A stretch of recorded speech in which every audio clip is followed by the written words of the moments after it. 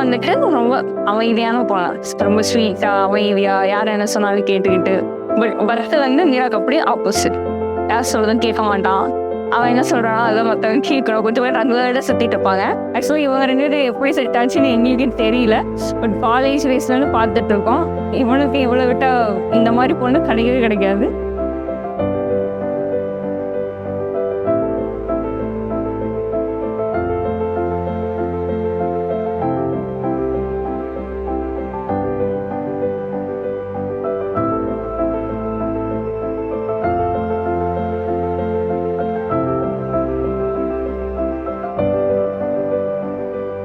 பத்ரோ, நீ first time உன்னோட லவ்வர்ன்னு சொல்லி போய் காட்டுறப்போ எனக்கு மேரேஜ் வரைக்கும் வருவான்னு நாங்கள் எக்ஸ்பெக்ட் பண்ணல.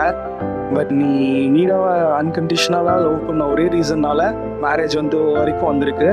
Wish you all success in life, happy married life over. நீங்கள் 100 வருஷம் நல்லா இருக்கணும்னு நான் வேண்டிக்கிறேன். 10 சீரா நல்லா பார்த்துக்கலாம்.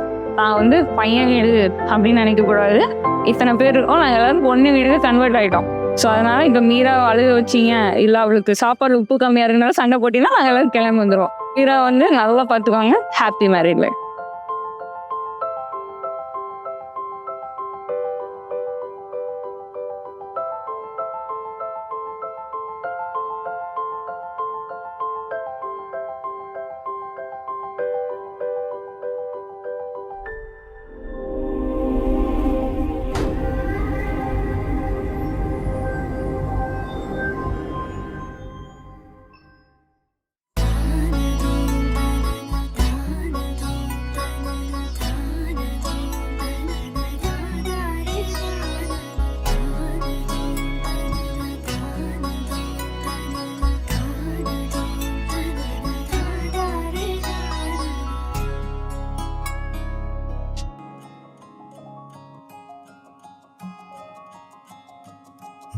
அவரோட குவாலிட்டி ரொம்ப ஆனஸ்டாக இருப்பார்.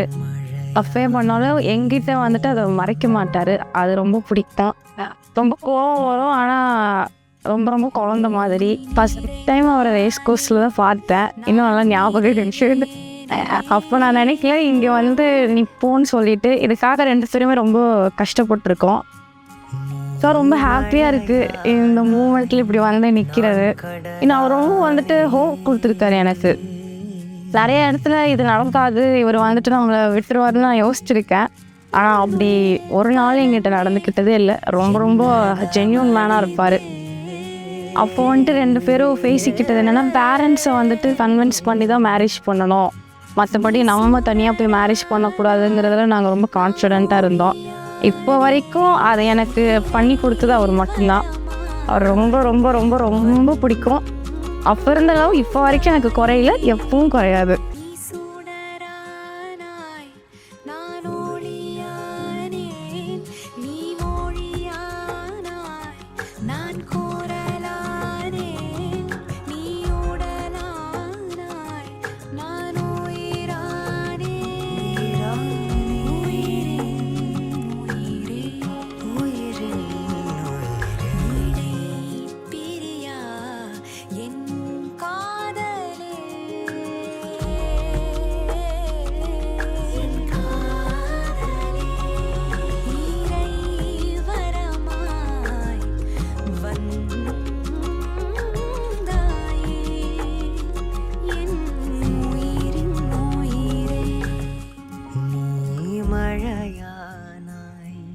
நான் கடலானே